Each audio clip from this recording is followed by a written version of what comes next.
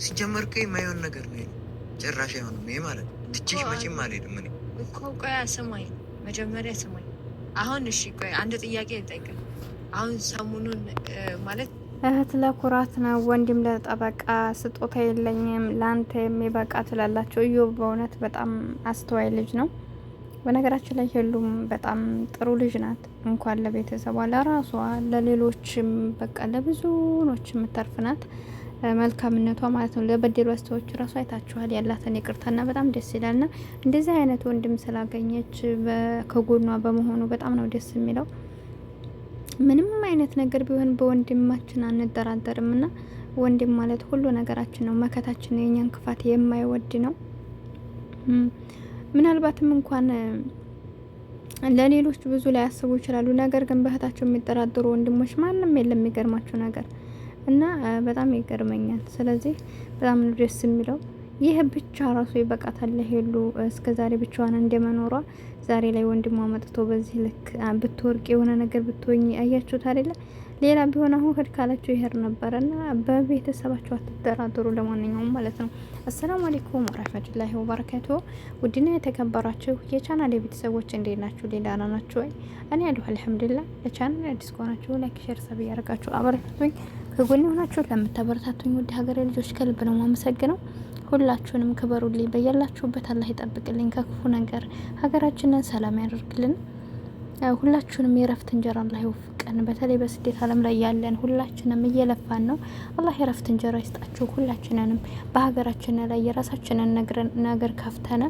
ዘና ብለን ይሄን ያሳለፍነውን አንገታችንን ደፍተን ቀና ብለን ምንኖር ያድርገን ያ ረብ ማለት ነው ሁላችሁም በየእምነታችሁ ዱዓ ጸሎት አድርጉ እና በመቀጠል እንግዲህ ሄሉሻ በቀን ተብላ ነበርና ቃሏን አክብራ ትናንትናም ዛሬ መታ ነበር ትናንትናም በይቅርታ እንግዲህ ነገሮችን አሳልፋ ወደኛ ያብን ይዛ መታ በረታቷት ብላ ባለችው መሰረት ተመልካቾችም ያብን ሰብስክራይብ ያደርጉ ካለችው በላይ አድርገውላታል ደስ ብሏታል አሁንም ወዲ ሀኪ እንገባለን ብላለች ዛሬ ደግሞ እንግዲህ ወንድሟ ስልጠና መሄድ አለበት ያኔ ስልጠናውን ከሰለጠነ በኋላ ስራ መጀመር ስላለበት ያኔ ሄድ እያልኩት ነው ነገር ግን እሱም ቢስላለኝ እስካሁን በተመልካቾች ፊት ልንገረውና የሚለውን እሰማለሁ እናንተስ ምን ትላላችሁ ሀሳባችሁን አስቀምጡልኝ ብላለች እና ማዮባ እንደዚህ አይነት ነገሩም መሆኑን ባቅ እንዲህ አይነት ጥያቄ ልጠይቅ መሆኑን ባቅ የመጣ ነው ራሱ ጭራሽ መምጣትም አልፈልግም ነበር እሱን እኮ በስልክ ጨርሰናል ማውራትም አልፈልግም ስለሱ በፍጹም ምንም አይነት ቢሆን ትችሽ አልሄድም ካንቺ እኮ አይበልጥም እያላት ነው ወንድም አለም ትላላችሁ ወንድምና በእህታችሁ በወንድማችሁ በቤተሰባችሁ አትደራደሩ ምንም አይነት ልትከፋፉ ትችላላችሁ ምንም አይነት በመሀላችሁ ክፍተት ሊፈጠር ይችላል ነገር ግን እዚህ ጋር ብትወርቁ የሚያነሳችሁ ያው ስጋችሁ ነው ገብታችኋል የእናንተ ውርቀት ምናልባት እናንተ ላይ ያናግራችሁ ምናልባት በድላችሁትም ሆነ በድሏችሁ ልትኮራረፉ ትችላላችሁ ነገር ግን እዚህ ጋር ስለናንተ ክፉ ነገር ሲነሳ እናንተን አኩርፏችኋል ነገር ግን በቃ በእናንተ የሚጣላላችሁ ወንድማችሁ ነው ብትወርቁ የሚያነሳችሁ ወንድማችሁ እህታችሁ ስጋችሁ እስከሆነ በቤተሰቦቻችሁ አትደራደሩ ሁሉም ነገር ትቷችሁ ሲሄድ ትቷችሁ ስለሚሄድ ማለት ነው እና እንግዲህ ሁሉ ወንድም አይታችኋል እስከዛሬ ያልነበረም አሁን በቅርብ ነው የመጣው ዮባ ከመጣ አንስቶ ግን ለእህቱ አይታችኋል ባለፈው ራሱ ቤኒጋ በሆነ ታይም ላይ ተጣልተው ሳለ እንዴት እንደነበረ እንዴት እንደተናደደ እህቱ እንዴት አድርጎ መንጭቆ ይዟት እንደሄደ በቃ ይሆናል እንዴት ሲከራከር እንደነበረና በጣም ነው ደስ የሚለው ሁሉ ማንንም እንዳለ መኖሩ ወንድሟ ከጎኗ ስለሆነ በእውነት በጣም ነው ደስ ያለኝ በቃ ለሷ ብቻ ሳይሆን ለሁላችንም በቃ የሆነ ለካ በዚህ ልክ ነው እንደ ወንድም አላያችሁ ታናሿ ነው ነገር ግን በቃ የሚያስብላት ከሷ እንዴት አነስ ሳይሆን እንዴት ታላቅ ወንድም ሆኖ ነው የሚያስበውና የወንድ ትንሽ ያለው ይባላል ለዛ ነው እና ኩራት ነው ወንድሞቻችሁን ማድረግ ያለባችሁ ነገር አድርጉ ከጎናቸው ሆኖ አይዟችሁ በሏቸው እና ይሄን ይመስላል በጣም ደስ ይላል እና ሄሉሻ እንግዲህ ያው ደስተኛ ናት ማሻአላ ግን እኔ በጣም ነው እንትን ያልኩት ቢኒ ጋር በተጣላይ ሰዓት ሁሉ ጊዜ ፊቷ በጣም ነበረ የሚከሽፈው የሆነ ነገር ትሆናለች ምናምን ግን ያሁኑ በጣም ደስተኛ ናት በቃ ስላችሁ እንደባለፈው ፊቷ ከስታም የሆነ ነገር ከሚዲያም የጠፋችበት ምክንያት የለም በቃ አየችው አይደል አንዳንድ ጊዜ እኮ ይለመዳል ለማንኛውም ነገር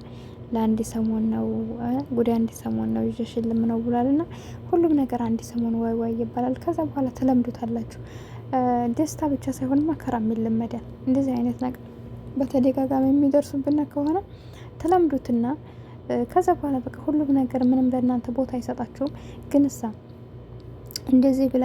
ብላችሁ ምናልባት ሰው መቅረብ ሊያቅታችሁ ይችላል። ከዛ በኋላ የሰው ላይ በቃ ለእናንተ ምንም አይደለም ፍቅር ያም ለሰው ሊሳፍ የምትሉን ነገር ያቆማል ትላላችሁ። ያቆምና ከዛ በኋላ ግድ የለሽ ሰዎች ልትሆኑ ትችላላችሁ።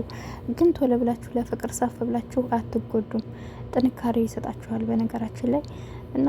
ሁሉም በአዲስነቱ ለመጀመሪያው ጊዜ ነው እንጂ ለአንዴ ለሁለቴ እንትን ካላችሁ ከዛ በኋላ ሁሌም ጠንካራ ትሆናላችሁ። ግን ብልጥ የሆነ ሰው ግዴታ ፈተናዎች ብቻ ሳይሆን የሚያጠናክሩ ሳይፈተንም የሚጠናክሩ በሰው ህይወት የሚጠናክሩ አይነት ሰዎች ከሰው ህይወት ተምረው በራሳቸው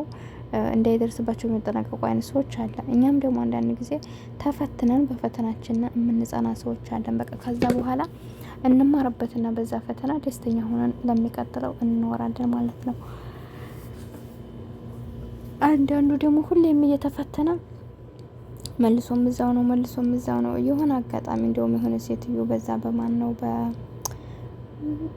እኔ በሰሁን በማን ይሁን አቀርባዋት አንድ ሰዓት ላይ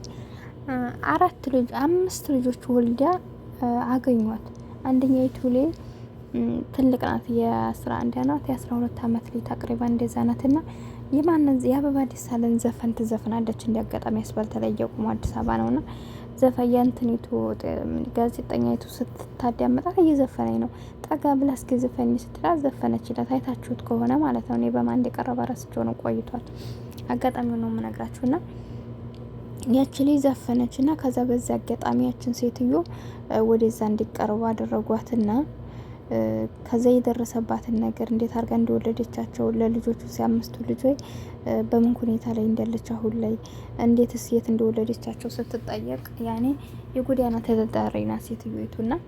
ከዛ ያቺ ሴትዮ በጎዳና የተዳደረች የመጀመሪያው ልጅ ትወልዳለች። ከዛም ያንም ሰው እንደው ዝም ብለሽ እንትን ከማለት ወለጅ አግቢና ሲሉኝ አግብቼ ወለድኳለኝ።